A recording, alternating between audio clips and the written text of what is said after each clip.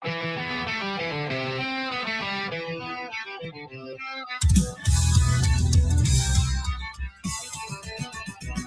the land down under, sunrise on the screen. Amy's in the details, living in between. Pages, notes, and timelines, truth before the trend. Does the work herself, no crowd to defend. Kind with her voice, steady with the facts. She walks her own road, never running past. No size too big, no noise to please.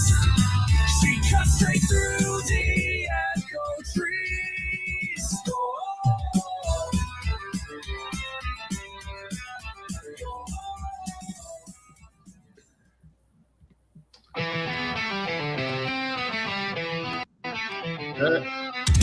Sorry, guys. Very cool intro. Oh, hello, everyone. How are you, Amy? I'm good. Hi, everyone. Merry Christmas to everyone who I haven't spoken to since Christmas. Yeah, me too. I'm kind of, how can I say, not really busy, but yeah, in the Christmas mood and not doing too much stuff about Delphi. I think you are like in the same situation, right? Yeah, definitely.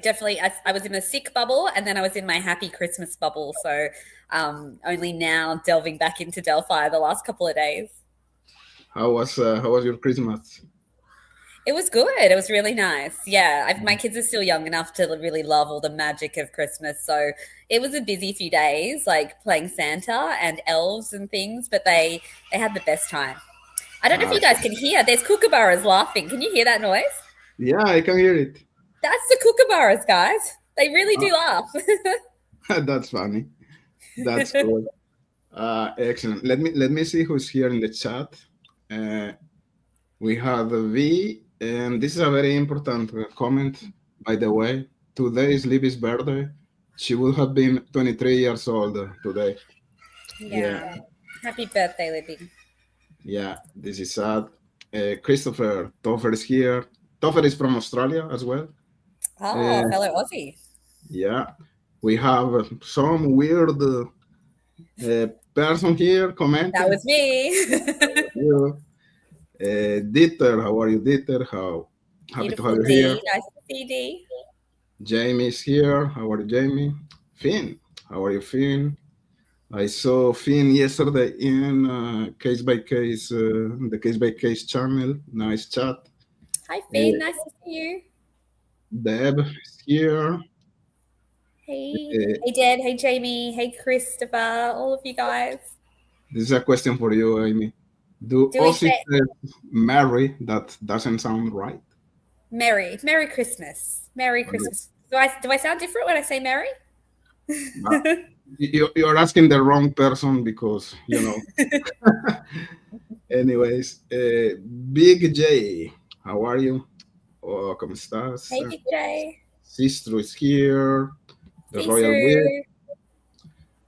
Hello, everybody. Anyways, thank you guys for showing up. Happy to have Amy tonight with us. I was in Amy's channel like 6 months ago, something like that. It was a while ago now. I think maybe a little bit less than that. Yeah. Yeah, we were talking about the British guy video. It was really interesting. I really like. I love your channel. I love the work you do. Your research. The fact that you are very. I don't know what's the correct word to use. Genuine. You are not part of any echo chamber. You are doing your own research, and I'm very glad to have someone like you in the community. So thanks, I really wanted to have you here in my channel, and thank you for accepting the invitation. Oh, of course. I always have a shout out to Cryptex on my channel because even though we don't agree on all of the opinions about the case, again, always lovely to have such a genuine, open-minded person as well. So my pleasure. The other time I told you, and I'm gonna repeat that tonight.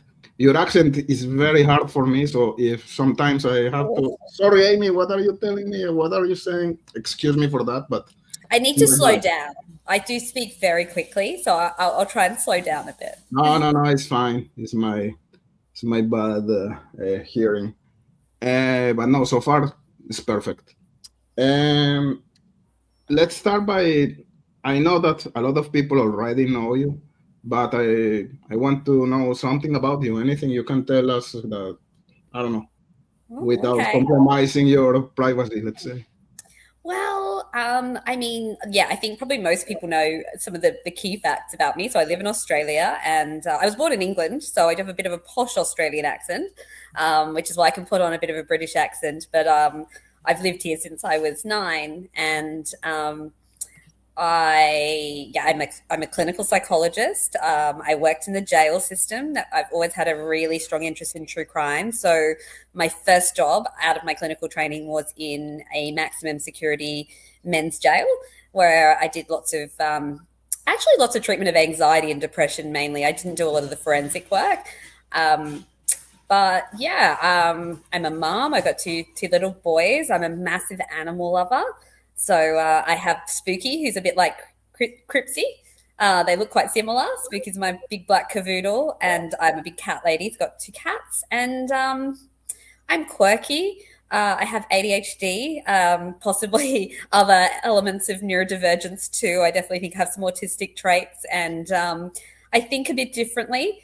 I can be very loud and intense, and I definitely do like to stand on my own. And I do struggle with echo chambers because I don't want to always be unique, but I have a different way of seeing things. And I think sometimes that's easy for some people to palate, and others find it a bit weird and different because I am different, but I'm okay with being different.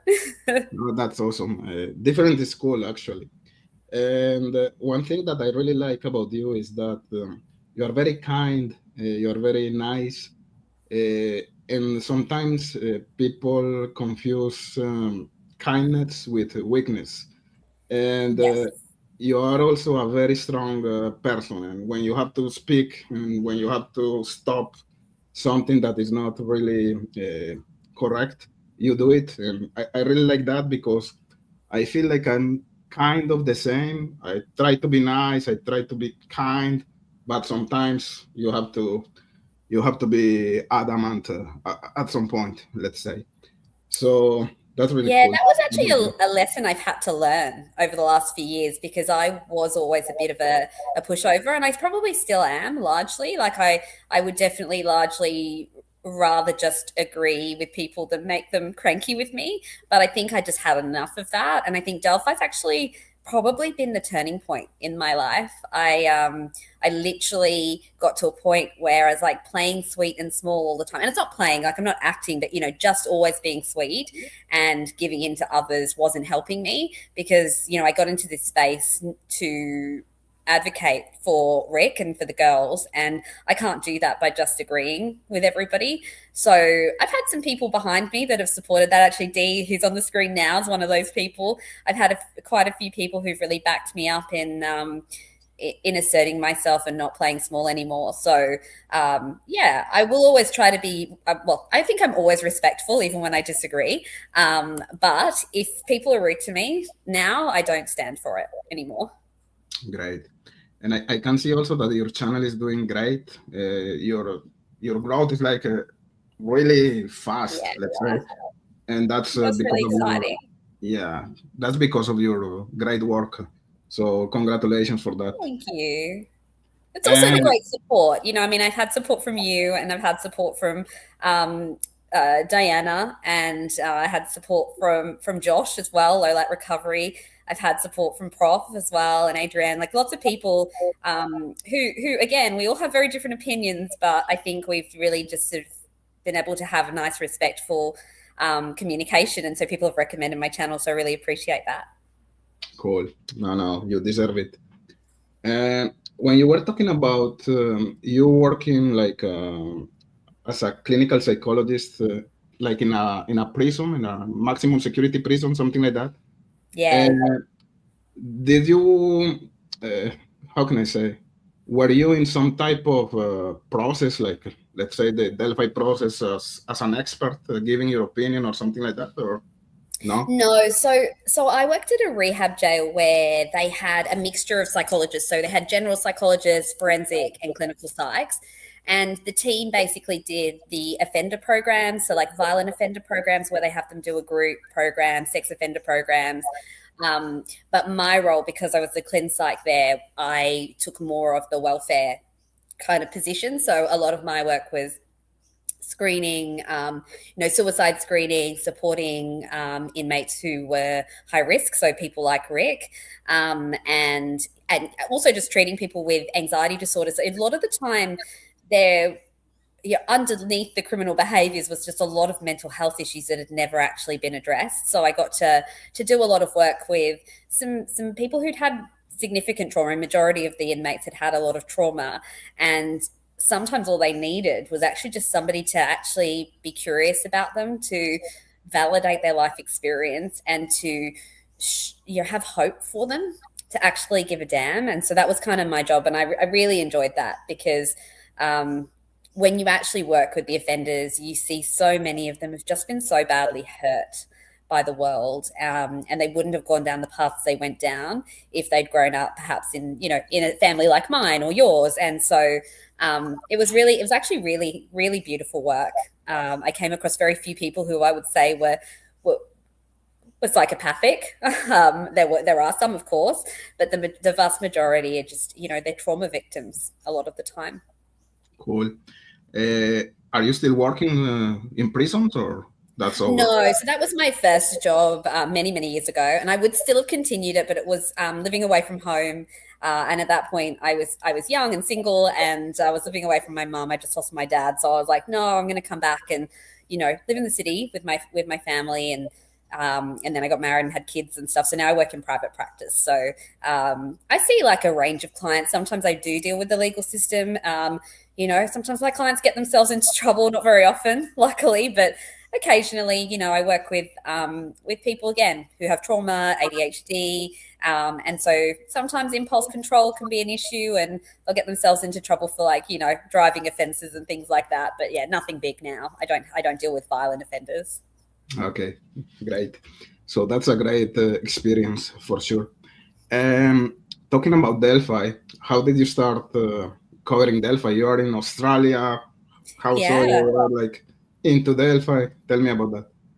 Yeah, so I've always loved true crime. Like since I was a kid, I've been interested. With Delphi, I followed Grizzly True Crime, particularly through all of the Idaho 4 stuff. And she talked a lot about Delphi, and I was like, I don't know that case. And I think I may have seen something about Delphi at some point along the way, but I'd never really taken much interest. And when I first sort of looked at some of her videos on Delphi and saw Rick Allen's mugshot, I'm like, oh, well, they've caught the guy, so who cares? Like, what's the big deal? And I kind of left it at that. And then I think it was during the trial, I was like, well, I'm just a bit more interested. People are saying he's not guilty. I wonder why.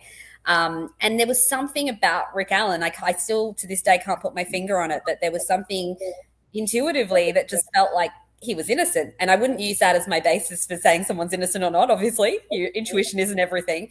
But then, I noticed that I felt really sad when he was found guilty. But then when the exhibits started to come out, I was like, let's look at this critically and let's see, is he guilty? Am I being a bit biased? I often tell the story, I lost my dad when he was, around Rick's age, around the 50s. And Rick, there was something about Rick's demeanor that reminds me of my dad and a lot of the clients I work with, just very anxious, gentle souls that really struggle in this world. And I just felt that vibe, but I was like, is it just my transference? Is it just me projecting onto him? And so I dug into the research, and I would literally flip-flop day to day, not research, sorry, the evidence. And I'd go from going, well, maybe he is guilty, I guess his car's on the footage and the timeline. And then I'd be like, but wait a minute, that doesn't look right. And I just flip-flopped back and forth. But I was always maybe grounded by the psychological aspect of the case, where he just doesn't fit the bill. There's no history of violence or deviance in his life, and personality wise, he just didn't fit the crime. And and ChatGPT and I coined the term forensic unicorn. ChatGPT is always my research partner. And from then on, I was like, well, I want to advocate for this man because he doesn't, if he's committed this crime, it would be incredibly, not even incredibly rare, it's actually unprecedented for a man of his profile to have committed such a heinous crime. And so yeah, so then I started the psychology side of things. Didn't get much traction. I got quite a bit of mocking about my psychological thoughts, which was a bit sad. But then I dug into more and more of the evidence, and then started to realize, well, actually, I can figure out what the phone's data is about, and actually, I know more than I thought I knew. So yeah, it's a long story, but I guess that's been the progression. Okay, great. And let's start here with a question for you from the chat. Yo-Yo Corazon. Amy, I'm struggling with the phone analysis controversy. Do you have expertise in that field? So tell me about the controversy. What's the controversy there? I know that you are digging hard into the whole phone situation, the data. You're doing like a deep research in that aspect. I imagine that some people are not like in the same line of thinking. That's why she's talking about the controversy. Yeah, I mean, if the controversy is to do with like maybe some other channels who disagree with me, I mean, I think so. When I looked at the Knowledge C data, there's that spreadsheet that Yellow Jacket shared on X. Initially, I never even tried to understand it because I'm like, I'm not a digital forensics expert by any stretch, but I was just curious. I wanted to learn more about it, and I thought, well, if this is telling us piece by piece the actions on Libby's phone in those final days and those final moments, then, maybe putting a bit of a behavioral lens on this will help us to make sense of what the girls were doing, who, were they meeting someone, what was going on. And so I started to do some research. I always say I use AI as a research partner, but you've got to be super cautious because AI will lie to you. But, I ask it questions, I drill it, and then I kind of use my thinking. So one of the things I say about my way I think is I think in webs, like everything just connects. Like I see the commonality in things, and I always put like a behavioral kind of lens on stuff. I think that's the psychologist part of me. And so, yeah, I went line by line through the data, trying to understand what Libby might have been doing on her phone that day, and came across some interesting things. But one of the things I didn't think was that the data had been tampered with. And I think that's the controversy, because I think a lot of people who are in the Free Rick Allen camp like to believe that everything is tampered with, everything is a conspiracy, and I don't tend to agree with that. I think realistically, if there is cover up, which I'm going to allege there is cover up here and conspiracy, but I just don't think everything is a conspiracy, because I think when we say everything's a conspiracy, that becomes, the probability of that becomes so low, if that makes sense. The probability of law enforcement or people covering things up is not dramatically low. Like, unfortunately, those things happen. But what is low is that, every single thing has been tampered with. And to tamper with Knowledge C data, you would literally have to be Apple iOS kind of savvy. And, the level of expertise, you'd probably need to be in the, I don't know, I'm trying to think, like the counterterrorism unit or something. Like, I feel like for a small town, I find it highly unlikely that they were able to tamper with that phone evidence. And secondly, in order to tamper with the phone evidence, there would be clear markers. You'd have to actually have things that look really obviously wrong. And I haven't found any of that in the Knowledge C data. So I think that might be the controversy here, that while I do believe that this case is flawed, I don't believe that the Knowledge C spreadsheet is all tampered with, I guess. Sorry, I never speak quickly. No, perfect. And that being said, what is your conclusion so far about the whole cell phone situation? I remember Yeah, go ahead. Yeah, I mean, there's some really important things in that data that I think really do warrant more exploration. So, one of the things that I've really highlighted is the 151 Snapchat um, logs on the knowledge C data. So at 151, you'll see that the phone seems to light up with a Snapchat notification. Libby seems to, or Abby, one of them, I'm guessing Libby, unlocks the phone. And then we see the GPS location timestamps. And the GPS location timestamps only show on Snapchat or any app that's using either the camera or something else within the phone that requires GPS. So what we see at 151 is two GPS location timestamps, a few seconds apart.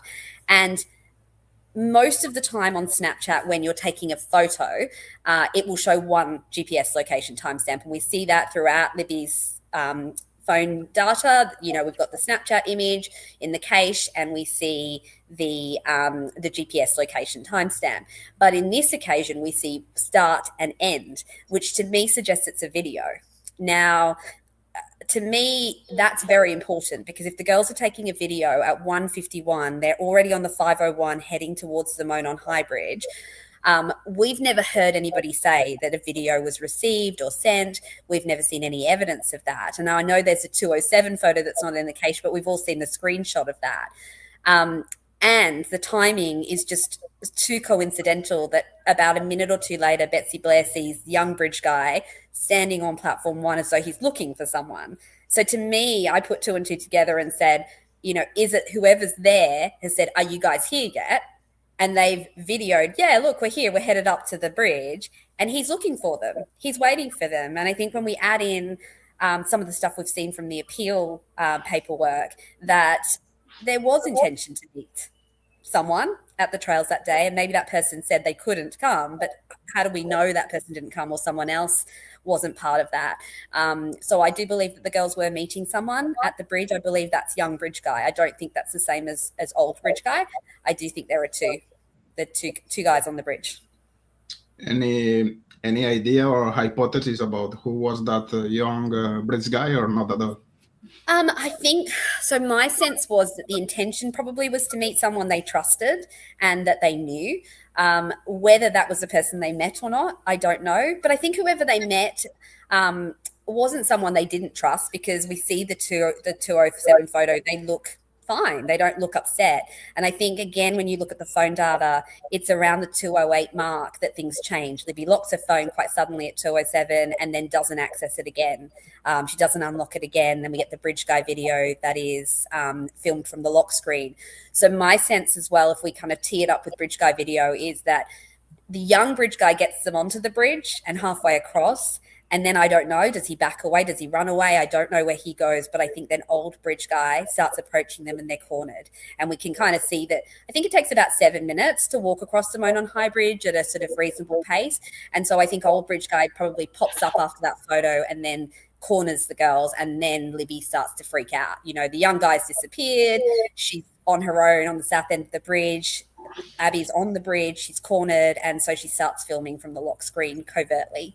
So that's my sense of what I think is going on. And probably the other big thing about the phone data is I do believe that there's evidence that the phone is impacted by cold. And that's my cold shock theory, which I've talked about so much. But I do believe the phone dies at 5:45, and that the subsequent events are there's a flicker back to life, which can happen with lithium-ion batteries at 4:33, but essentially the phone is dead from 5:45, and the audio output route change is not headphones. It's actually, in old iOS systems, what it means is just a diversion of the audio to the earpiece, to the speaker, etc. So I think that aligns with Becky Patty's call coming in, the phone's preparing to take the call, and then it just conks out and dies.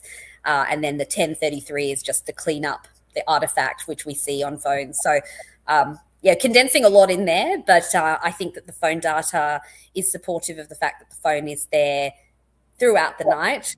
It doesn't move, and nobody's plugging headphones in. Yeah, I agree with your point about the battery depletion. I think that could be very well caused by some type of contact, either with water or with a cold surface. I don't know if the ground was cold enough Yeah. to cause that type of shock. Let's say the water for sure. I thought So the yeah, water too. It was interesting though, actually, and I didn't know enough about this because I like science, but I'm certainly not a science major. But my mum is a biochemistry major, and I was asking her like lithium ion batteries, what happens with the cold, and then we were also talking about conduction versus convection heat. Now I've always known conduction, stovetops and convection ovens, but so convection is like I think the air around something. Conduction is when exactly. you touch a surface. So Right. if the phone drops on a cold surface, it will cool down much quicker than if it's being held in a human hand in the air. And because the phone says phone stops moving at that time too, my initial theory was just like you. I think it was the water, but then I thought, well, maybe the phone literally is being, is placed on cold ground for that 7 minutes. It's hard to know, but something environmentally is impacting that battery for sure. Yeah, for sure. I agree with you. Uh, in my chat, uh, usually I have people like Annalisette, let's say, and she's always commenting, "Hey, did you see the video that Amy did about the sticks? What do you think about that?" Sadly, I haven't seen the video, so this is a perfect opportunity, Amy, if you can tell us about Of what are course. your thoughts about the sticks. Yeah, for sure. So I think over the last few weeks, I really moved more into analyzing the crime scene, and trying to understand the sticks, trying to figure out what do they mean. And I don't even remember how it came to me. I think I think about this so much, as I know you probably do too, Cryptex. I think so many of us, it's like we live and breathe Delphi. And I was thinking about it and I'm like, wait a minute, the sticks, they're all on, like, they're more concentrated on that side. And I don't think the bodies could hold those poses naturally. I mean, I haven't seen many dead bodies in my life, so I don't automatically know what dead bodies look like. But basically, what happens when, and I mean, this is horrible stuff to talk about, but I guess it's part of forensic. So when at the moment of death, every single muscle in your body just completely relaxes, and so generally dead bodies will fall where they lie, but there's certain indicators of how a body will look after someone's died. So palms, for example, tend to curl inwards or down. There's it's hard to hold a position. There's a crumpling almost effect, of death, right? And so the way that the girls' bodies are positioned doesn't seem 100% natural, right? They're and I'm going to do a video on this over the next few days, with some of my friends who are interested in sort of tarot and spirituality and stuff. But both girls' bodies actually match tarot poses, the hanging man and the magician pose. Now, it's a little bit coincidental that both bodies fell in a pose that almost is mirror image of a tarot card. Now, I'm not suggesting tarot is a motive for murder. It isn't. Nobody who does tarot is out there trying to kill people. But what we know is that with organized offenders, with organized sadistic offenders, that they usually have some sort of signature or tableau. And what they do is they base it on symbolism, right? Symbolism that feels meaningful to them. So when you look at the girls' bodies and the stick placement, I don't believe they're runes. I don't believe they're a ritual, but they actually seem to be positioned in exactly the right position to keep the bodies held, in those poses. So the largest tree limb on both the girls is on the left side, and that's also the incline leans slightly to the left, not a lot, but enough that the bodies would roll like this, and so it sort of keeps the body. So for Libby, it keeps the arm like this, and then what you see on I think on Abby, there's almost like a formation of six here. It's and it goes right the way down her leg. So again, it's really unnatural position to have a folded leg under a straight leg. That would fall outwards or inwards. It would roll, and it doesn't. And so I think that the offender has tried to pose the bodies, noticed that the bodies don't stay in that position, and therefore then grabbed sticks and said, how can I prop the body up?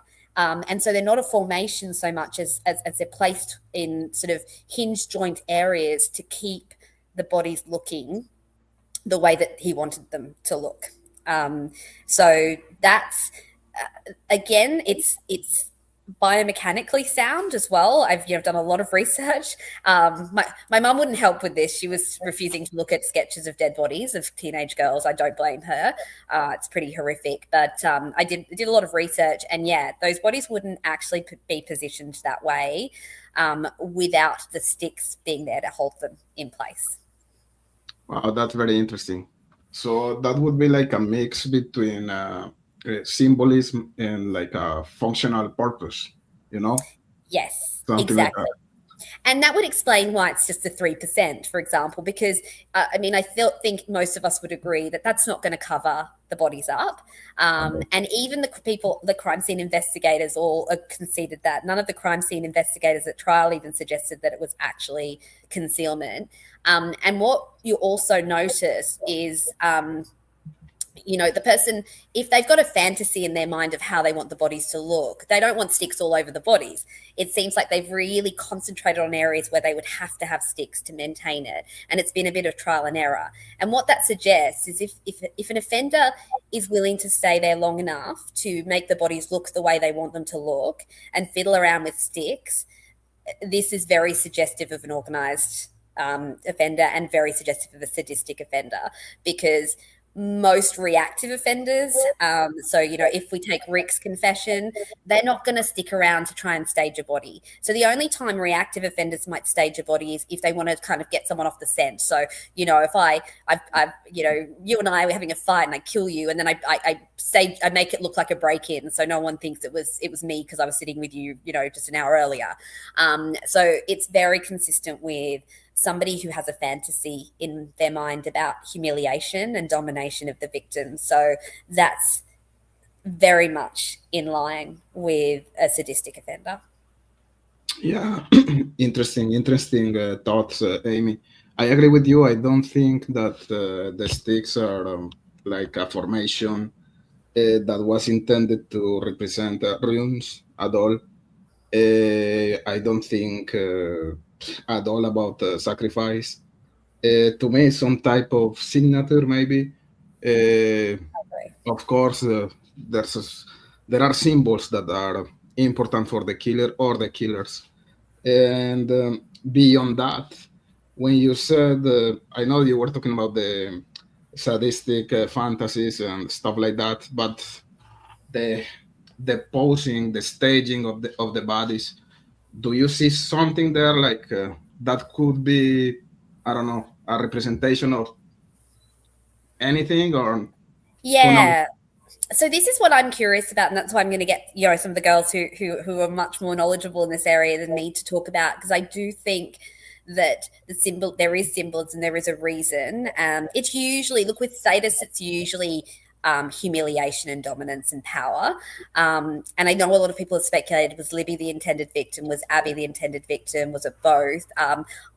Look, I'm probably not well versed enough in the symbolism to know. One of the things I also wanted to really point out was, ritual killings are really uncommon as well. I mean, look, all of, whatever this murder is, it's uncommon, it's rare. But a ritual killing, and a sacrifice would be even rarer than an organized sadistic killer. An organized sadistic killer is usually the serial killers that we think of, BTK, Ted Bundy, and this crime scene has so many of the check boxes for that. Like, they've actually done some sort of checklist in the literature where they look at what are the commonalities in crime scenes of sadistic offenders, and this one checks so many of those boxes. The changing of clothing, the nudity, the kind of stabilizing of the bodies with the sticks is similar to binding to some extent. I definitely think Abby was restrained. I think her hands were in the sweatshirt and pulled somewhere. So that's why she doesn't have blood on them. She didn't actually reach for her wound. She was held. There's just so many elements to it that suggest it's a sadistic crime rather than a ritual. Now, that doesn't mean that there can't be ritualistic symbolism, like you said. I think but they're two different things, a ritual killing versus ritualistic symbolism. Yeah. Yeah, for sure. But I don't Um, know what it means. I mean, it's incredibly hard anyway because I think it's so personal to the offender. But human beings tend to follow patterns, right? Patterns that we remember and that we're familiar with. So whoever the offender is probably is familiar with tarot cards. Again, not suggesting most people with tarot cards are doing this sort of stuff, but I'm sure that the person does have some understanding of that stuff. Yeah. yeah, for sure. And maybe someday we are gonna know. We know that there are some cases that are still cold cases, like Yeah. the Stephenson's case, like the Evansdale case. Law enforcement, they are not disclosing a lot of information. So let's No. say there were sticks there, or the staging was similar to the one we can see in the Delphi's case. Maybe at some point, maybe this is uh, I don't know, a crime committed by a serial killer. Who knows? Let's see. I Hopefully, think we're it's gonna know highly someday. likely. It's highly likely that whoever did this has acted very violently before, if not killed. And I think, yeah, I think Evansdale's tricky. Evansdale's the two young girls, isn't it, as Yeah. well? And I think it's tricky because those girls were found, and it was just remains. They couldn't actually figure out what happened. And I have another theory as well that I actually feel like maybe initially that 207 car was an attempt to abduct the girls, and maybe their bodies would have been found elsewhere. But I think maybe they had to abort that mission. That's just my sense that, maybe the intention initially was to abduct the girls, take them off site and do stuff, but then they kind of had to just work with what they had because they couldn't actually get access to the girls. But I don't know. It's just a hypothesis. Or something wrong happened. They were supposed to kidnap the girls, and there was Yeah. there was a fight or something like Yeah. that, and the kidnapping scenario couldn't happen, and at the end they killed Yeah. the girls. Yeah. Like in the same sense of the whole crime, let's say. What about your ideas in regards of one killer, multiple killers? What do you think about? So the model that I feel so yeah, I kind of lean towards the type of offenders where there's a ringleader and then there were people who were kind of coerced. So I can think of Carla Homolka and Paul Bernardo.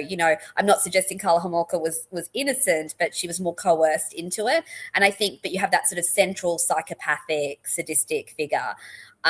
That's what I see here. I think there's a central figure. I don't know who that is. I mean, I have theories and thoughts. And then I think there's a group around that person who are antisocial people and, but probably wouldn't do that on their own, but they've helped. I think Bridge Guy's one of those people. I don't think Bridge Guy's a murderer. I think he has led the girls down and waited for whoever the actual offender is. I think young Bridge Guy could be completely an innocent party in this and not have known he was leading the girls. That's my theory. Like, I guess maybe I'm being very generous here, but I think if it is a young person that they were friends with or knew, I don't think that person possibly deliberately lured them out there to have them killed. I think that person maybe just, again, got coerced by an older person that they trusted. So yeah, I think it's a group, but I think the actual killer is one person. But there's a whole group of them that have worked together. I also think that might be the reason that the phone was left behind. I wonder if, I do feel that the phone being left behind was deliberate. I think they would have known the girls had a phone, so why not take it? But I think, again, potentially is that insurance policy. It's like, well, you talk to the girls, and if you don't go along with us now, we'll say, well, you were chatting to those girls that day or whatever. I don't know. I'm just thinking about different ways that could explain, how a sadistic psychopathic mind works, but they definitely try to hold things over, the people they've coerced into the crime, right? Cool.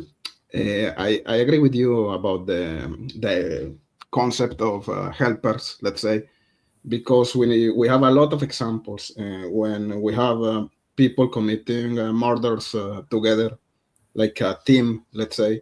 We have the weak guy and we have the guy who is like the leader of the team. So Yeah.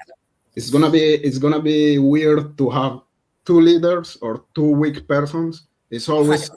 a leader and a weak guy working together, Yes. and that makes me think about the clients. Yeah, Uh, so tell me more because I don't know enough about the climb. So yeah, I'm definitely keen to hear your thoughts. really? Yeah. Uh, cool. Okay, I'm gonna repeat my speech. Let me say hello to HCC, a good friend of the channel. Happy to have you here. And Matt Sullivan is here. I love all of you guys, but I Hello, become everybody. I become kind of excited when I see Matt HCC. I'm just a nerd, you know what I mean. Oh, it's So nice to see everyone. I'm sorry, I'm noticing bits and pieces in the chat, but I'm a bit nervous. I always get a bit nervous when I'm live streaming, particularly on someone else's channel. So if I'm ignoring you guys, sorry. It's not that I want to ignore you. If there's questions, let me know. no, we're gonna go later to the chat. What about the clients? Is I don't even know how to start. It's just that the amount of coincidences here surrounding the clients is just insane. We can start with the basics. We know that Keegan Klein was the creator of the Anthony Shots account, who was the account that was catfishing Libby. That, according to Vido, the detective Vido, during his deposition, um Anthony Shots was in communication the days before and the day of the murders of the girls. So, what are the odds that a guy who is catfishing Libby Yeah. and in communication the same day of the murders is not related? We know that Keegan Klein was looking for the address of the Marathon gas station in Delphi Really? the, Okay, I didn't know that. the day of the murders. And the weird thing here is that the video of the Marathon gas station was destroyed accidentally by law enforcement, and it's not clear who was the agency responsible for the destruction of that video, because there are like a finger pointing Yeah. between Indiana State Police and the FBI. During years, the story that were sold by law enforcement was that the FBI was the agency responsible for that accidental destruction of that video. Mm. And that was because the FBI, one of the agents of the FBI was the one who went to collect the video at that Marathon gas station. And apparently, during the extraction of that video, something happened. But recently, during the deposition of Jerry Holman, he said when he was talking to Bradley Rossi, he said that, hey, it was your brother, Josh Rossi, the one who was in charge of collecting the video. So the FBI is telling now that a potential responsible of that destruction was Josh Rossi, who is the brother of Bradley Rossi. And Brad Rossi, who is one of the attorneys of Richard Allen, we know that. His associate, I forgot the name of the lawyer. Anyways, Ashley, I think it is. He was representing Ron Logan, and he was representing Keegan Klein. Mm. So there is like a conflict of interest there. And Yeah. that's why I think that the defense lawyers of Richard Allen, they didn't use the Klein's angle or the Ron Logan's angle as part of the strategy to Mm. defend their client. They were full Odinism, who is, in my opinion, and I know that people disagree with me, but it's a crappy theory, something that no one is gonna buy, no juror, no. It's a theory, it's a strategy designed to fail. Mm. Anyway, so that's very weird. So that Mm. video is the material that is gonna demonstrate that Keegan Klein was there in Delphi the day of the murders, and for a fishy situation, that video doesn't exist. Mm. So this is bad. Another thing, we know that Keegan Klein confessed to the Yeah. commission of the murder. Yeah. So actually, he is the only one who had confessed about the crime officially. Yeah. We know that he confessed at the Grissom Air Force Base. he gave a very specific details about the crime. He said that he drove to the cemetery with someone else. It seems to be his father, Tony. Mm, mm, That he waited in the car at the cemetery while his father and another guy went to commit the crime. And okay. coming back to the residence in Peru, they discarded the knife and the cell phone into the Wabash River, right? And that's why law enforcement they conducted the search of the Wabash River during, I think it was like 6 weeks, a Yes. lot of time looking for those items. A lot of money was spent there. Yeah. I think more than $1 million apparently. Wow. It's a lot of money. So law enforcement knew that Keegan Klein was telling some type of truth because Mm. they're not gonna go to search the Wabash River after Well, I mean, yeah. his Yeah. confessions. And he was, of course, submitted to a polygraph. So they knew that Keegan was telling the truth at some Mm, specific points of his statements. Which is really weird is that right after the search of the Wabash River finished, they arrested Richard Allen. So that's a very crazy coincidence again, and this is mm. maybe the main element for me. I know Yeah. that it's just pure speculation, and you were talking Well, like it's all we can kind of do, right?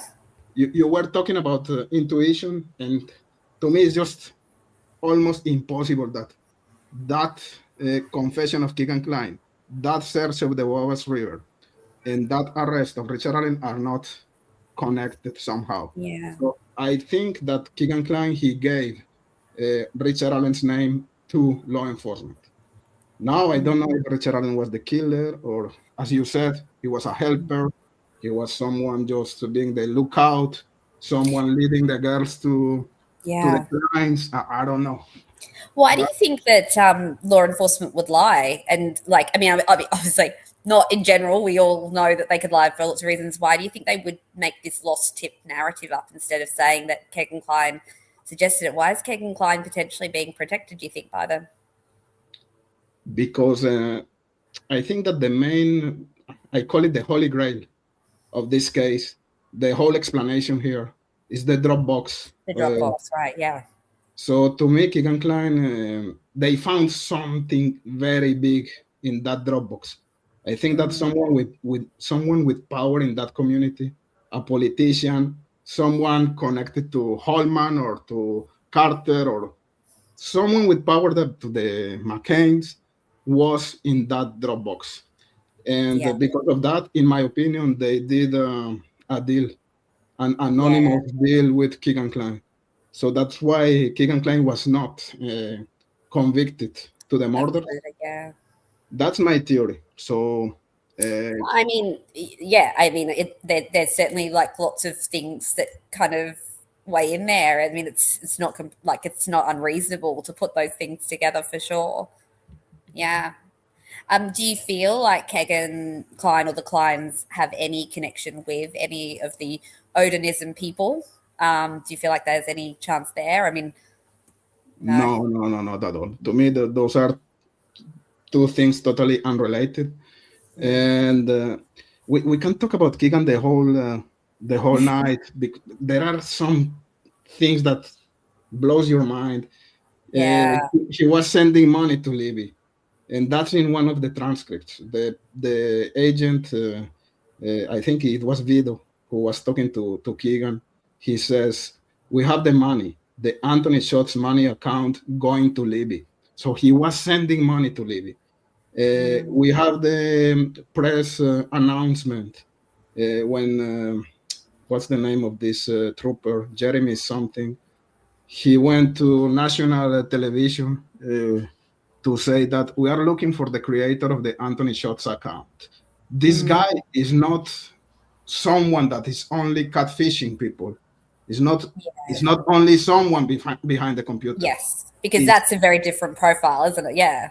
Yeah, he was very specific. He said, We are looking for someone who is trying to obtain addresses of their victims and someone Okay. who is trying to meet their victims.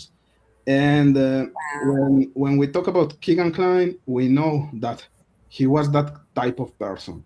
We have the statement of Kyla, a girl that was supposed to, or that he met Keegan Klein at the Galveston Park, and Keegan Klein did some threats to her, which are very weird. He told her, "I wish." You know that I can kidnap you, I can cut your throat, and I can watch you bleed out. So to me, it's like the same image Yeah, of of course. Delphi. He has fantasies about cutting throats. When you go to the X account or the Twitter account of Keegan Klein, there are a lot of references about throats. So this is That's really weird. interesting. Yeah, I Uh, didn't know any of that, to be honest. Yeah, like I guess I haven't done a massive deep dive into it, so it's really interesting stuff. I'll definitely want to look more into it. we have the ski mask incident again. Someone behind the Anthony Shots account trying to meet one of the victims, potentially to kill her because there was a connection between that victim and Libby. So again, I can just go the whole night talking No, about fair enough. Keegan, and it's just, to me, it's just impossible that Keegan Yeah. is not connected. And what bothers me a lot is that I don't know why there's a lot of people disregarding that angle.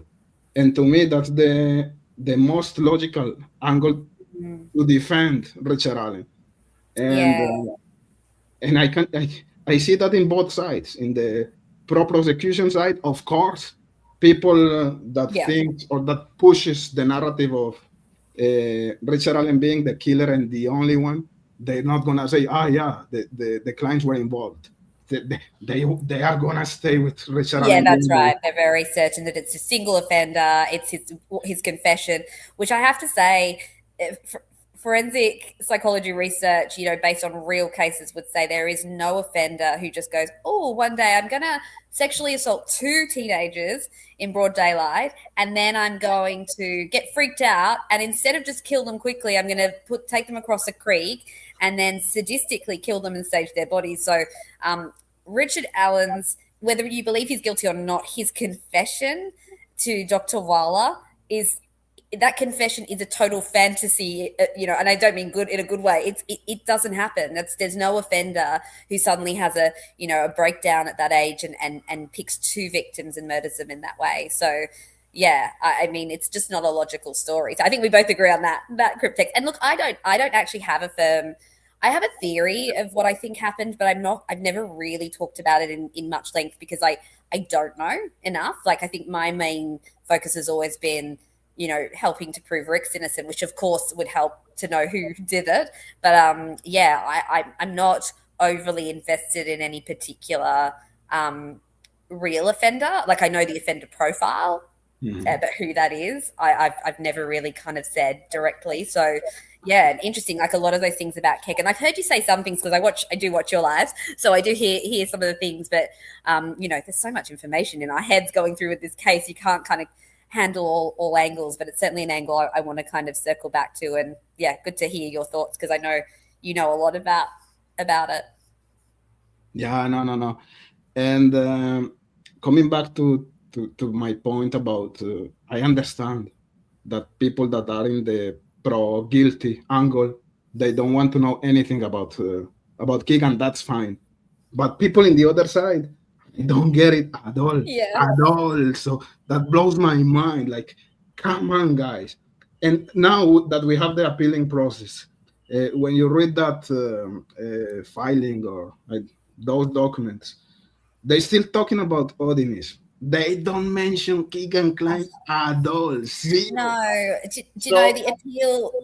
They're really stuck on the same defense arguments, which I don't know if that's kind of what they have to do at the appeal, but I felt the same. They're still talking about headphones, things like that, where I'm like, but this stuff can be debunked, in a second. But I wonder if that some. I'm not a lawyer, so I don't know if that's the appellate attorneys just have to kind of stick to the story. But then again, yeah, they could have brought up Keck and Klein because, you know, the third party's idea. Yeah, I'm with you. I don't think this is a ritualistic killing. You know, whether the people who are responsible were interested in Odinism or not is a side matter, but it's certainly not motivated by Odinism. Yeah, and no, even during the process, the Odinism theory couldn't be brought. So they didn't talk about the Odinism theory. No, that's right. Exactly. Exactly. They couldn't. Everything that was talked before the process about the Odinism or the Kleins or the Logans, that, in my opinion, could be challenged during the appealing process. But they are challenging again only the Odinism crap, and that's they're so stuck on it, aren't they? Yeah. Like, come on, are you serious? But anyways, it is what it is. And no, I'm with you. I feel like, you know, I don't like to criticize the defense. I know that they were trying their best, but I think the angles that they took on this case. I like to criticize the defense because it's not normal. It's not normal what they did, and now that we know what happened with allegedly with Josh Rossi, the brother of Brad Rossi, that's bad. That means that you were not representing your client because there was a conflict of interest there. And if your brother was messing with the video of the Marathon gas station, which was the proof that Keegan Klein was there the day of the murders, yes, I criticize the defense lawyers, the defense attorneys. And again, the whole connections between Brad Rossi and his associate, who was representing Logan and Keegan, the logical suspects here, they didn't use those strategies. So, well, I mean, they didn't use the strategy that we all figured out, that, you know, that Kathy Shank's story doesn't add up with the print dates. Like, to me, it's like, how did they miss that? Like, you found it. That was awesome. Oh my God. Like, tell me about that. That's the lost tip. I mean, I'm still going with the lost tip narrative because it just never stops. It's like, it's such a ridiculous story. So if you take the fact that Kathy Shank printed it in 2019, but even beyond that, there are like 5 separate pieces of paper, you know, that were, you know, from 2017. And I'm like, how can we then believe that was all lost? Where did these printouts now come from? Because they have printouts, like they have the what's it called, the disposition summary, where it says covered, which means the same as cleared, and that was printed out on the 25th, I think it was, of February. But that wasn't what Kathy Shank found. So where was that found from? Like, they suddenly, and Doolin, who scanned it, emailed it to himself, shredded it, but then he had it in a binder when Liggett called him. And it's like, it's just so illogical. And I just don't understand how nobody like picked into that. Like, I know as soon as that exhibit was dropped, I wanted to look at that. Or we all wanted to know, what did Doolin write? And it's just so absurd and bizarre. That, along with the geofencing, like, that pisses me off so much, because how did the defense not know that geofencing would actually have shown Rick's phone movements that day? And I still to this day do not believe that Rick's phone could only have pinged at home all day, because that would have looked suspicious, or was off or whatever. Like, we should be able to know what time everybody got to the trails and left the trails that day based on geofencing. It's that accurate. And it's just, I find, like, I don't understand how there were these blind spots. It's frustrating. It's frustrating, and I think that's proof of perjury, right? So I mean, yeah. Like, I mean, to be honest, I'm sorry, but the story doesn't add up. Like, there are 2 people on the state's, you know, state witnesses who were employed by law enforcement, whose stories don't make logical sense. Like, I think even my children could read it and go, but that doesn't make sense. You know, how can you shred a piece of paper, but then you find it in a binder? And why are there 5 pieces of paper, but you say they were all lost? Where were they lost then? Like, and, you know, how can you print something out in 2019, but you said you didn't find it till 2022? It's just like, there's just literally 10 angles just based on the lost tip that everything could just get thrown out, because it's completely ridiculous and absurd. And I don't know, again, why that narrative was accepted. I don't know. It's mind-boggling, and I was just like, please, I wish I could have been on that team. Rick wouldn't be sitting in jail right now, because it's a ridiculous story, and we all knew that without even seeing the exhibit, let alone when you see it. No, that So was just awesome. I remember.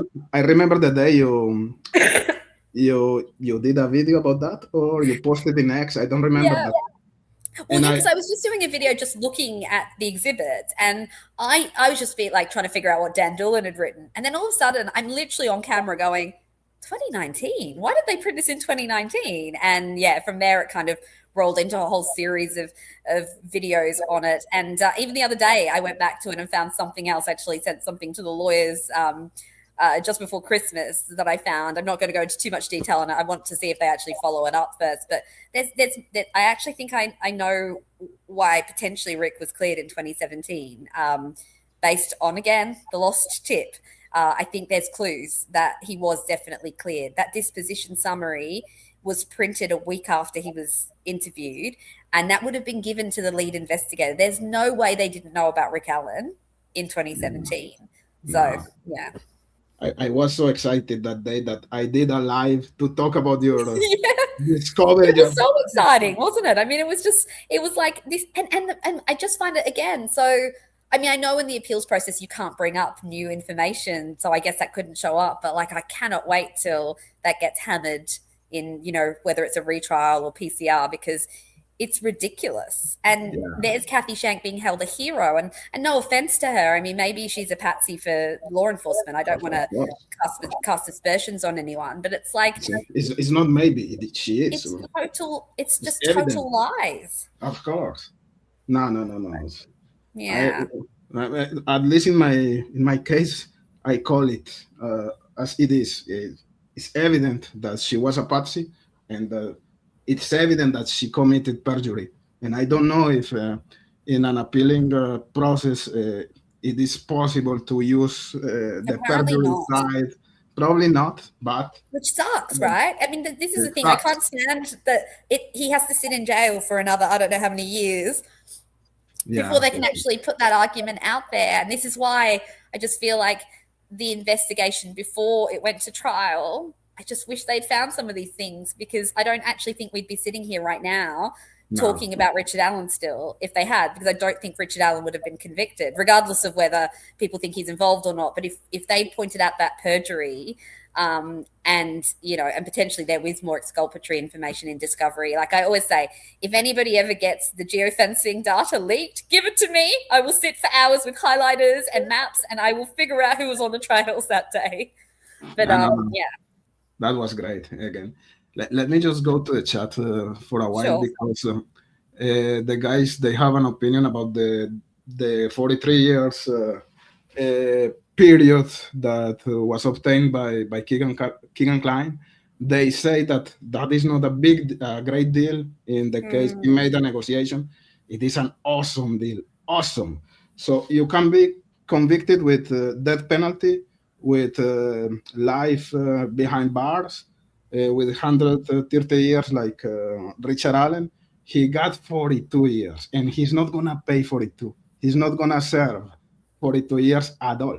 In 10 or 15 years, Keegan Klein is gonna be out of yeah. prison, and What's maybe the non-parole period for Kegan? I actually never even thought of that. Like, is it like 15 years or something, and then it's parole? to me that was an anonymous deal, as Holman was calling it during the deposition, an immunity negotiation, that he said it didn't happen, but to me he was telling the opposite. And for sure he's going to be out in 10 or 15 years, and Oh, he's that very doesn't young. bear thinking about. Keegan Yuck. Klein, Keegan Klein, he's not 50 years old like Richard Allen. He's young, and I don't remember what's his age now. Let's say 34, just to say something. No, I feel like Kegan Klein's younger than me, so I think he's probably. I'm guessing he might be like late 30s, right? Let's say 30 Yeah, plus 15, 45 is out of jail. It's the perfect deal for Keegan Klein. yeah. So, anyways, and you were saying something that I wanted to comment Sorry. about.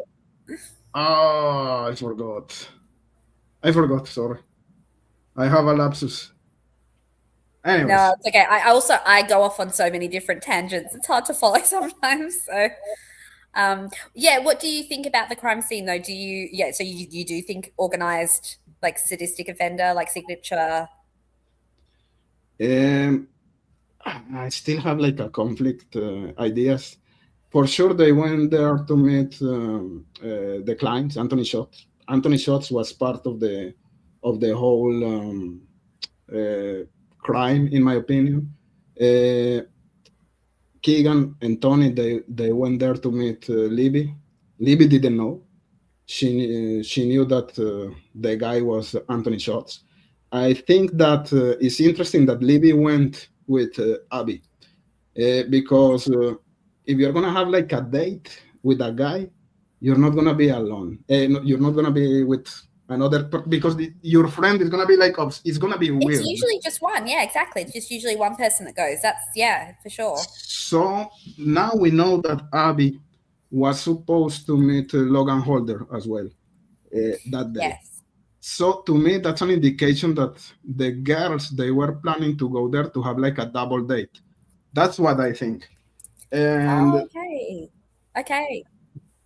I Yeah. I I think that at the end, Logan Holder he was not there. He didn't show up, and yeah, I think that everything points to the confession of Keegan. What he confessed, I think that's what happened. They Yeah. went there uh, to meet the girls, to assault the girls. We know that Tony was a pervert with sadistic or very violent fantasies. Keegan, as well, in my opinion, he's Yeah. a violent person, even if people try to underestimate Keegan Klein here. But I just told why I think. Yeah, no, exactly. And even like, so I know I've made statements about that. Like, if I just base it on, the media representation of Kegan Kline, then yeah, he doesn't seem like that. But yeah, when you give extra context, and this is the thing, until you deep dive into it, it's like when I first saw Richard Allen's mugshot, and I was like, oh, he must be the offender. He looks like Bridge Guy. It's like I think a lot of the time, and I'm always willing to admit it, like sometimes before you've dived in deeper we only see the surface level. So yeah, I mean, absolutely, if they and I think this is a really important point, because the people who believe Rick's guilty will often bring this up, and they'll say things like, well, you don't know that he didn't have any hidden elements of deviance. But I'm like, but you do find that out when they're arrested. So like some of the things you're sharing about Keck and Klein, yes, he might not have shown that obviously to the outside world for many years, but once they're arrested, there is no offender that I have ever heard of that once they're arrested doesn't have some indications of leakage of sadism early in life. And Rick doesn't have that. So yeah, sorry, just on my soapbox about Rick still. No, but, no, but yeah, so with Keg and Klein, I think, if there is there's evidence of violence and fantasies and things, like the offender that did this, that is what we would expect. They're not somebody who was a middle-aged man worried that he wasn't making enough money to keep his house going and worried that people didn't like him. It's somebody who enjoys humiliation and pain towards others. And what I think that my speculation is that the idea was this one. We know about the ski mask incident, right? I think that during that meeting between the clients and Libby and Abby, Tony was wearing a mask, like a ski mask, let's say. Uh, the murder sheet, the podcasters, they did an interview with Tony's daughter, and she said that at one point Tony ordered her like go run, and he shot his daughter.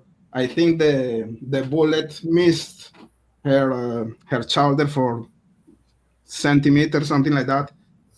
And we know that Tony Klein, he's a hunter. So I think, and we know also that Keegan Klein was a video maker with taking pictures, taking videos, etc. To me, the idea, in my opinion, potentially, this is a big speculation. The idea was to meet the girls. Keegan was supposed to be there to be the one filming something, maybe the assault. And then you know that they went to Vegas right after the murders happened. So I think they were supposed to go to Vegas to sell some type of video material, but the idea was not to kill the girls. Was just Yeah. this type of raping scenario with Tony Klein being with a ski mask like in the movie 8 millimeters, and but something wrong happened, and they had to kill the girls, or they killed the girls, something like that. That's the scenario I picture in my mind. So who knows? But Yeah. the only thing that I'm positive about is that Keegan was the one behind the murders. Not maybe not physically uh, committing the murders, but organizing the whole meeting, being there, Mm. helping.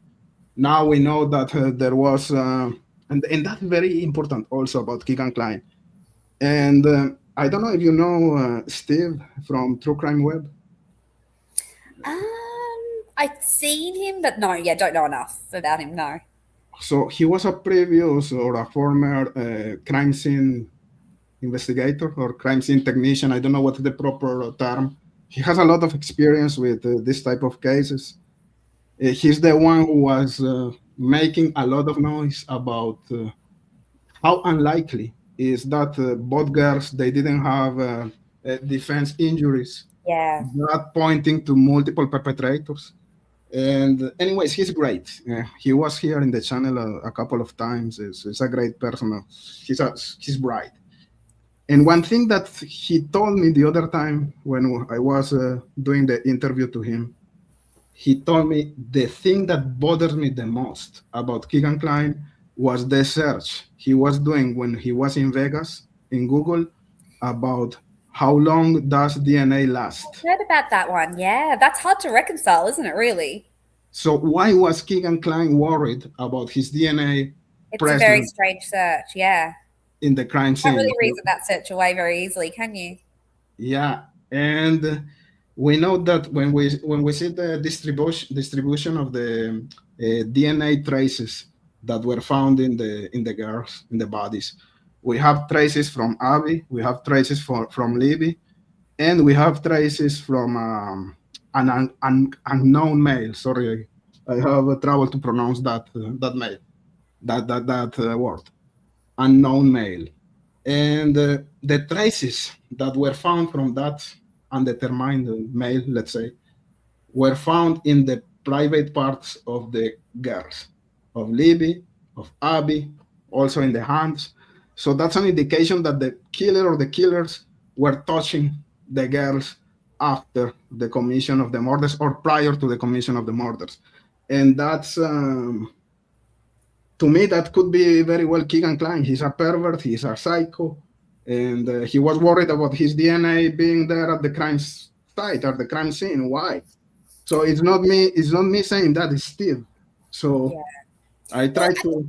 I mean, there's definitely a sexual element to the crime for sure, Yeah. regardless of whether it's a contact sort of sexual offense. It's a sexual sadist for sure, rather than it just being, a non-sexual sadist. There's not very many of those. So yeah, interesting as well. Actually, this is a point I don't think I've even talked about this yet. When I looked at, I've been looking at the DNA stuff. I'm going to do some lives on that at some point too. It's my latest deep dive rabbit hole to go down. But one of the things that was interesting was that there's Libby's blood on the tongue of Abby's shoe, which again to me it's the only trace of Libby's blood that I think in on Abby's body again fits with the staging of the bodies, the posing of the bodies, because he would have had to manipulate the foot that has a shoe on it, and there's a smear of Libby's blood. So, yeah, for sure, whoever did this was manipulating those bodies for whatever reason after the girls died. There's no doubt about it to me that those bodies have been posed. And there's plenty of evidence of that, both in terms of rigor mortis does not set in straight away, so your body doesn't just land in those symbolic positions. The fact that the sticks stabilize the bodies, and then the fact that even that blood smear on Abby's shoe that's in Libby's blood suggests that after, because I was surprised that there wouldn't have been more of Libby's blood on Abby, because I do believe Libby was murdered first. But whoever's done this has managed to really keep themselves quite clean, you know? It just doesn't bear thinking about. I hate thinking about those last moments of the girls. It's really terrible. Yeah, it is. It is. It is for sure. Terrific.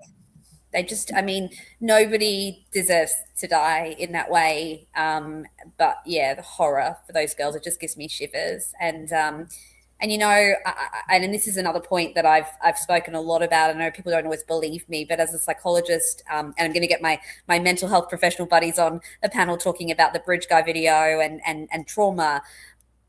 When girls, young, you know, vulnerable girls, teenage girls are in a position where they're trapped in the middle of nowhere with a man who is bigger than them, they may not scream, they may not run, they may not fight, they may freeze, they may completely dissociate, and they may comply. And I really think that's such important stuff to know, because I've heard so many people, and not you, Cryptex, but other people go, well, why didn't they scream? They must have screamed, you know, or if they But didn't scream, then it means they weren't killed there because, you know, we would have heard the screams. It's like, actually, you don't know what's going to happen. Some people would scream, but a lot of people don't. I agree with you, but partially. Because one thing is that the psychological aspect of the situation, right? But the other thing is the physical aspect. So let's say if you are born with a flame or something like that, you're gonna scream. You're gonna scream because Yeah. you're feeling pain. You know, oh fuck! You have no choice. You're gonna scream. What bothers me here is if the girls were crossing that creek and that creek was so freezing, It was. to me they're gonna scream. Because it's so cold. They go, oh, So some you type might, of they would noise they're gonna make, make. yeah, they'd probably make a noise. It may be a whimper, though, as well. It might be, you know, but also if you're, I think the other thing with girls, particularly vulnerable young girls, I think, I mean, we see it already in my opinion. We see it in Abby already. She's frozen. Like even in the Bridge Guy video at the end, you know, she's flinching and she's just quiet and she's doing nothing. And that's not, you know, I'm not saying she's doing nothing in a judgmental way. I think she is so frozen in fear by that point. Now I know a lot of people will disagree with me. We'll see what my colleagues say today. We're going to get them on the panel, and do what we did. Look at the Bridge Guy video, but you know, I think I've heard people say, well, why didn't Libby run? Why didn't if one of them watched the other one die, why didn't they run? It's more that stuff that I'm like, I don't want us to lean into victim shaming territory. I'm not suggesting you are Cryptics, but it's actually the attachment system overrides the threat system sometimes. So, you know, if, for example, there's a burning house with my kids in it and my cat's in it, I'm going to run back in. I don't care about the threat. But some people won't. And there's no right or wrong. It's just an instinctual response. But I think those girls stayed together till the very end because they loved each other. And they felt safer with each other, even though it wasn't safe. But, you know, your brain doesn't compute that. In that moment, you just stay with your friend because you just don't want to leave them, you know. And I actually think that there's no shame in that, of course, but more importantly, I always love to honor the girls' bond. Like, I just think they had this beautiful, protective, loving bond of each other, and I just feel it. You feel the love there. Libby's so protective of Abby. Abby, you can see, you know, adores Libby, and I like to always point that out because I think, you know, we talk so much about their deaths and, you know, what might have been going on their social media, but these girls were the most loyalist of best friends, and that love that they shared, I just always want to honor it. I know it doesn't help us solve the case, but I think it's so important to honor those two girls. I just yeah, particularly on Libby's birthday. I think Libby was a remarkable young girl. I mean, she was a straight A student. She had the wherewithal to start recording on a lock screen, and she stuck there, and stayed by her best friend till the very end. And same goes for Abby too. Anyway, I always get on my soapbox about that because I just think, you know, I'm guilty of this too. You know, we're so interested in the offenders and the crime. I just never want to forget the girls. Such beautiful girls. No, never. That's for sure. Uh, so you were digging hard into the cell phone activity, into the sticks symbolism. What's next? What's your idea for the Yeah. next Well, lives, yeah, let's say? Definitely DNA. So I do want to look at that a bit more. I always go back to my mum being the biochemist in the household. So I'm going to run some of that past her, trying to understand the DNA a little bit more. Um, so what else? I guess. I mean, yeah, probably still more around the symbolism. I think my friend Dita in the chat. I don't know if she's still here, but she was before. And I've been talking, and we both had noticed at the same time, essentially, that there's one set of underwear missing. That to me is a trophy, right? There's one set of underwear and potentially one set of socks, but I actually wonder if Abby wasn't wearing socks with her Converse, which is not uncommon for people to just put their shoes on. But I think that the key thing is that there's Libby's underwear is missing, just her underpants, and I think that's meaningful because everything else was found. So more looking at the signature angle. For me, this angle is the most compelling angle for Rick not being the perpetrator as well. So I mean, it leans into forensic psychology territory, which is more my area of expertise. So I think it's mainly that. There is more digital stuff like that I want to talk about around why I think Rick was cleared. But I'm going to, hold off on that a little bit. I've just sent some stuff to the lawyers, and much to the fact that they probably never listened to me anyway, because they're probably like, oh, not this crazy woman again, sending me more stuff. But I had a friend actually mail it to them. So I'm going to give them a chance to look at it rather than, go public around what it is. Just because I don't know, I always worry that if there's an angle that hasn't been explored, I don't want the state to ever have a heads up on that, before the defense have had a chance to look at it. And I'm really confident in this angle, as is one of our friends online who is really into the case. I won't drop names, but we kind of work together on that. So I think that's the main stuff. At the moment, I will go over the phone stuff again because, as you know, Cryptix, I was getting trolled on my own YouTube the other day by somebody who has a very different interpretation of the phone data that worries me, because they speak with a lot of confidence. And yet, unfortunately, it's not backed up by actual evidence, like that, that wrong iOS system, suggesting that Kelsey, was acting in a suspicious way. That really bothers me. Like, I mean, of course, we're all open to our own theories, but there's just no evidence that Kelsey didn't drop the girls off and, didn't care about her sister. And I very much, we know that a lot of teenagers or young people are killed by family members, but I don't think that's the case here. And I don't think a 17-year-old girl at the time who dropped her sister off, was the last person to see her sister alive, deserves to be kind of suggested that she didn't actually drop them there and she was doing nefarious things based on data that is incorrect. Because just because there's a few missing GPS coordinates does not mean that Kelsey didn't drop them at the Mears. The GPS coordinates only represent when the camera app is employed. So missing GPS coordinates aren't suspicious. So just things like that, I suppose. Sorry, getting on my soapbox again about that. But I don't like. I mean, Kelsey's a massive victim in this as well. And whilst her behaviour might seem odd to some people, she was a teenage girl who lost her sister. And I don't like that, really. If there's something reasonable, if you tell me you found Kelsey's, a video of Kelsey committing the crime, fine. But like, I don't like it when we're basing it on like things that aren't even factual evidence. Yeah. The thing is that we don't know, so it's hard to give an opinion about that. To me, I tend to imagine that she knew more than she was saying, for sure. But what was the extent of the information she had? It's hard to say. So I never go there because it's like a black box. So I wouldn't. Yeah. And I think, again, you make reasonable kind of speculations on things. But like you said, you're not being certain about it. You're not going, well, Kelsey must have done this because, and I think that's the stuff that upsets me. Of course, we're all allowed to speculate. I mean, I looked at that angle too. Of course, we look at the family angle and whether, as a teenage sister, did she know more about the girls' kind of social media stuff? Probably. I mean, she might feel awful about it now that she didn't suspect the risk. Who knows? But it's more for me. I feel like I need to correct when the narrative is completely false. And so the GPS coordinates, for example, with the phone, that narrative is completely false. The girls were dropped off at the Mears entrance. You know, the Hoosier Harbour store footage shows that the GPS coordinates roughly map their route from the Paddy's house to the trail. So I don't think to me that's not in question. So yeah, so that's the sort of stuff that I'll probably continue to do. I'm not very popular for doing that sometimes, but I try to go where the data takes me. Yeah, exactly. And you were talking. I'm gonna come back a little bit about something you said that it was really interesting. And you were talking about trophies. And I'm gonna connect your comment with the clients again, because as you said, there's a sock missing. And one of the interesting things here is that Keegan Klein, he had a fantasy with socks.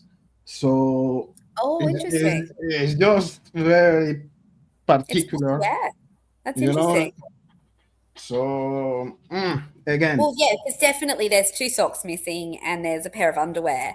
And the socks, like I said, I was speculating that maybe she wasn't wearing socks. I thought the underwear was important, but yeah, potentially she was. I mean, I always wear socks with shoes, so I don't know. Yeah. yeah, at the time that there was a channel that they were covering Delphi like every day, let's say.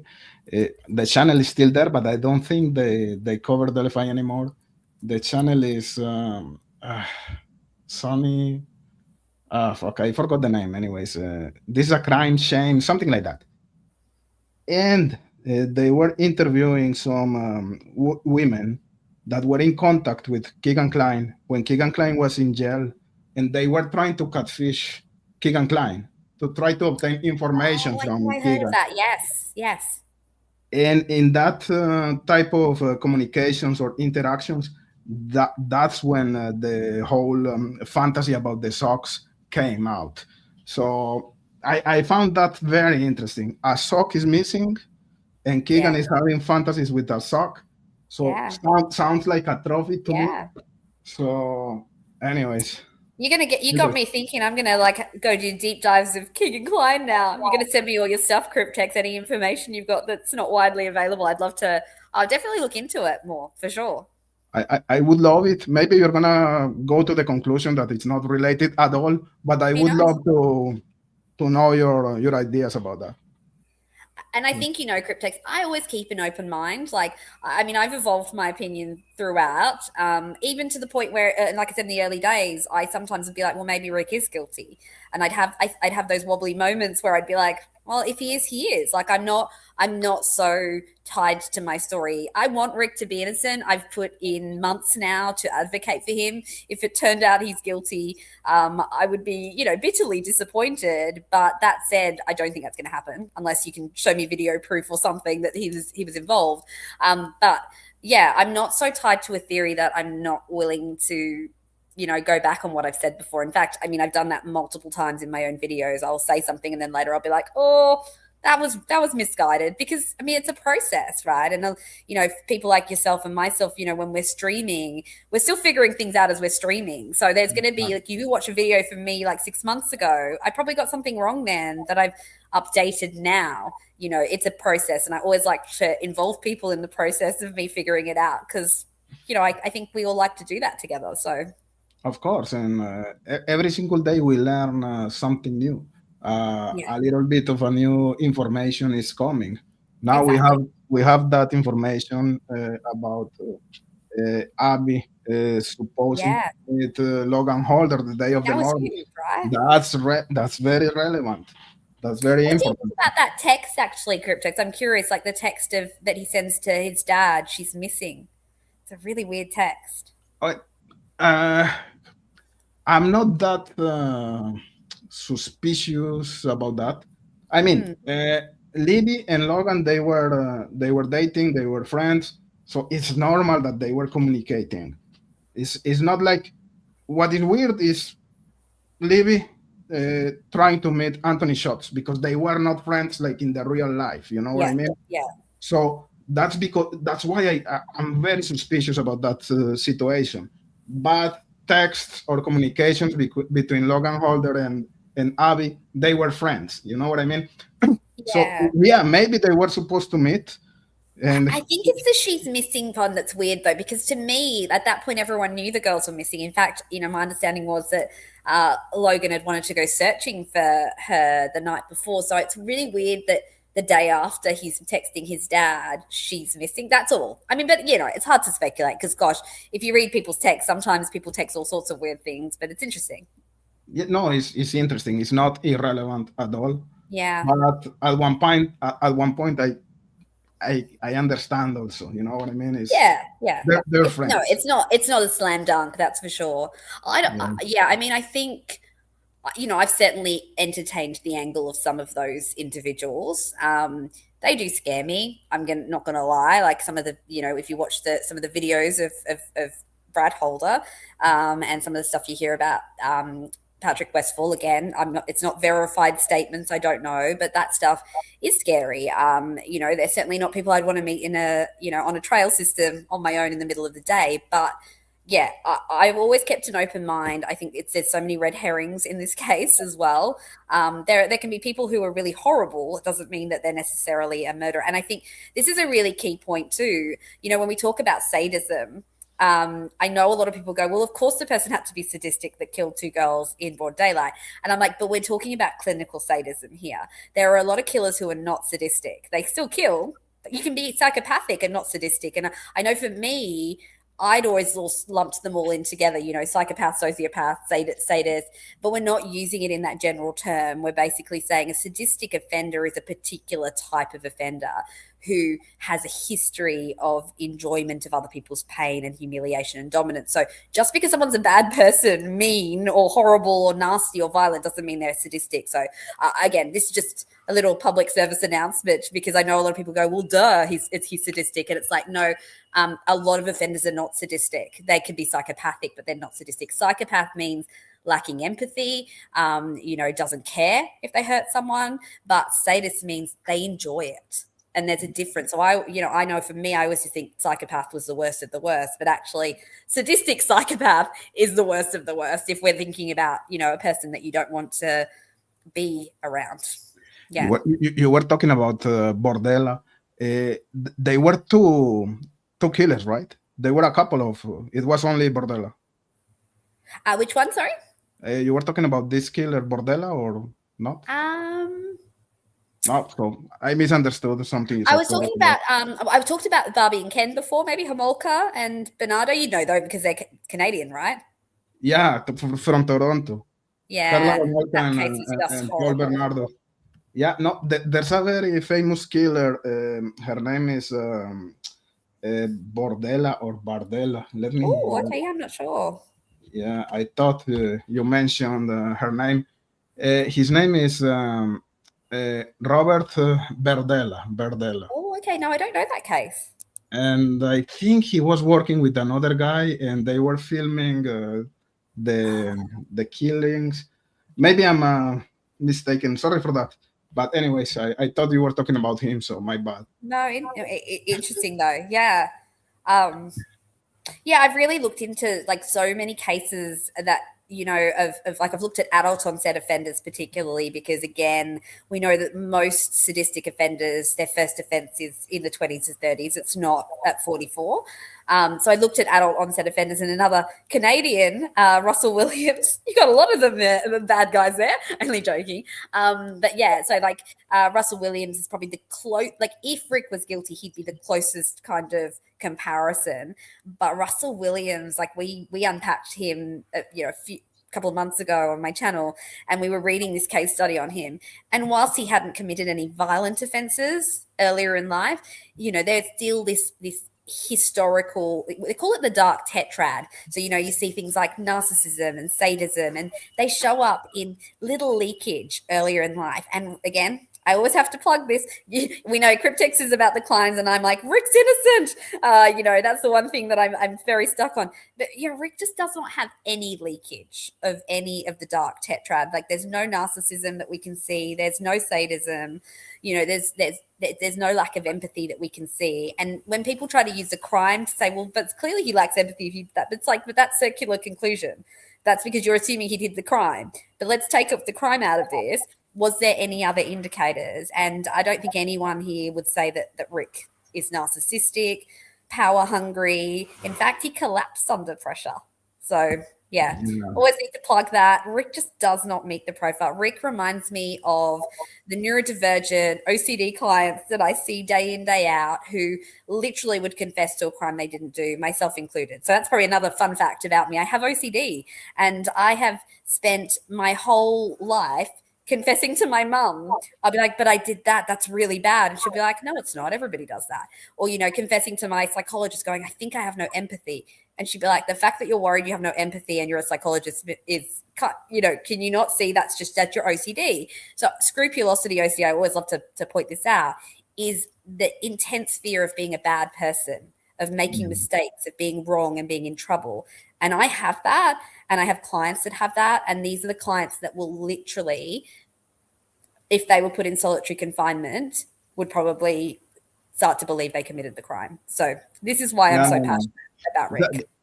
That's a fair point, and I understand your point. I get it. I hear you, but I don't think that that's necessarily a requirement for a murderer. You know what I mean? I don't think it's the first time. Let's say, hypothetically, he was the killer, Richard Allen.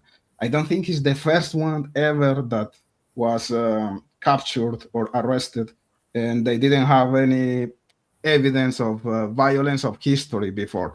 I know that maybe it's an anomaly, or I don't feel that that's necessarily a requirement. But I haven't found one person, Cryptex. I always say this, I haven't found one person who has ever committed a crime like this at that age without any linkage at all. But they know the information after the fact, I know that it's very weird that after the fact, they don't know anything about Richard Allen, but I think the thing is they've had 3 years now where he's been incarcerated and not one person's come forward. They didn't find anything in his home. Whereas Russell Williams, they found the images, even BTK, like even the ones that are like the most sophisticated. I mean, I hate to say sophisticated because they're not, they're gross, like what they did, but even the cleverest of serial killers had leakage. So either we have to believe that Rick is some paranormal intellect, and I don't mean anything to say that Rick is stupid. I'm not trying to suggest that, but like he'd have to be literally a genius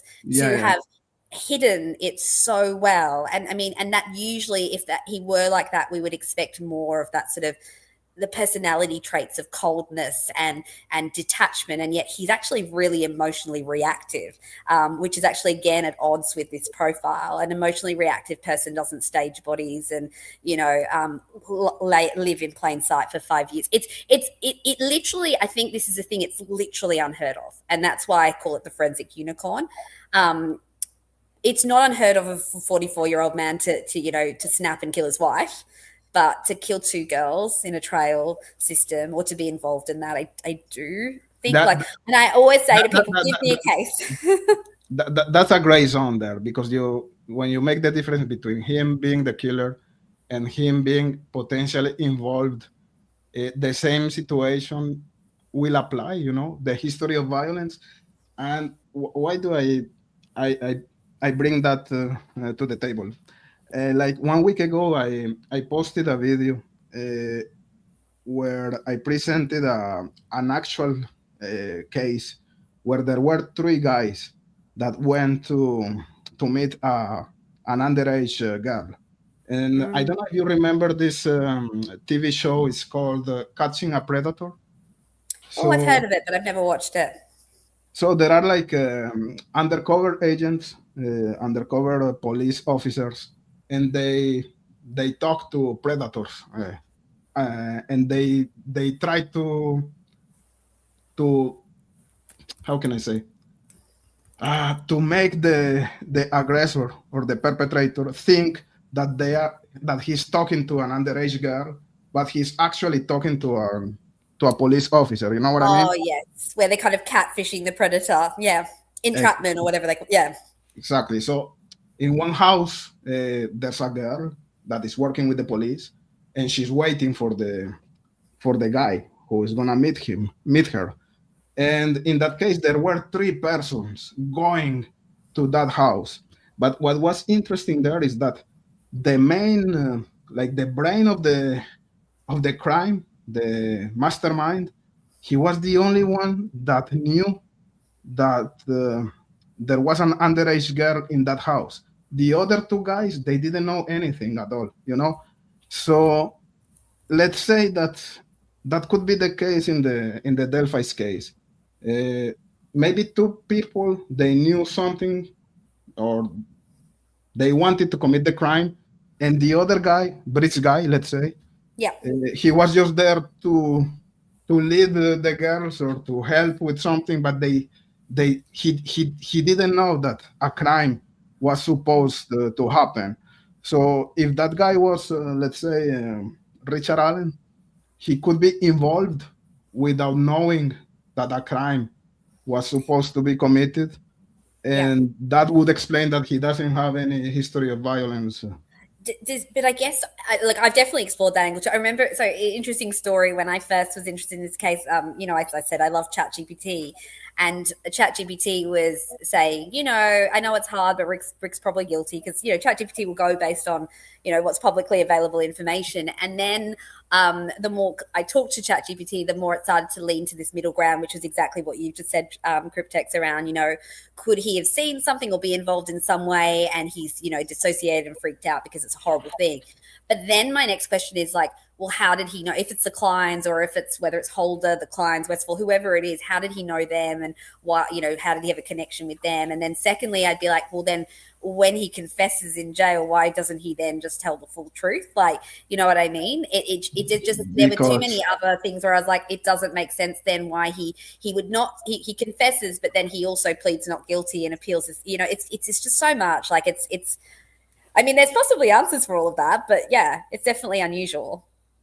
Yeah, no, of course, I hear you. Yeah, Look, no, I know I do try to say that, like, I do want to be open-minded. I really do. So whenever someone sends me a case, like I had that case study of Russell Williams, they were like, well, look, Russell Williams, here you go. This is someone very similar.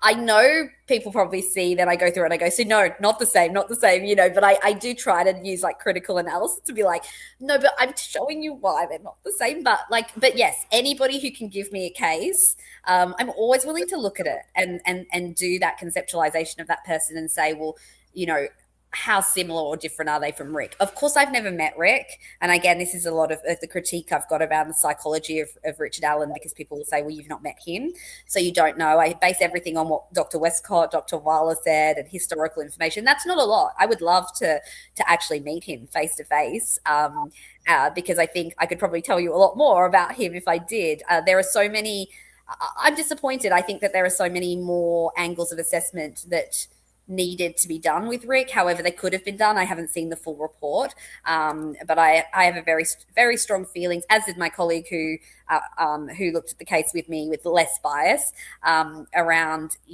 his psychological profile. And I just it's so hard because we're really kind of working with such limited information. I mean, no one would ever let me assess Rick now anyway, because I'm clearly biased, but I would love to assess him. I'd love to get to know him and know, like, I feel like if I met him in person and talked to him, I think I'd probably be able to be like, okay, maybe I was wrong, and he's nothing like what I've imagined, based on the material. But yeah, it's so hard to know. So yeah. Great. I don't know, Amy. I think we covered all the topics, or at least for today. And it was great to have you here. I don't know if you have any additional thought or idea or recommendation. I'm just gonna do a shout out to See Through. See Through and I have this ongoing debate about Rick and the girls, and See Through is so cute because See Through is a regular in my chat, believes Rick's guilty, and yet we're like, I feel like we totally disagree, but I love seeing See Through's puppy dog show up, and See Through was the one that helped us determine who was driving which car and stuff. So we've always said we're still buddies even if we disagree, and same with you, Cryptex.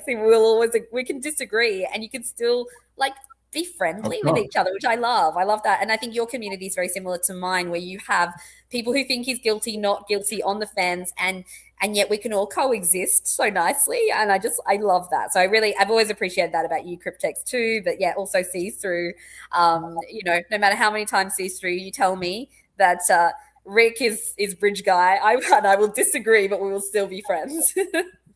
Of course. I hope so.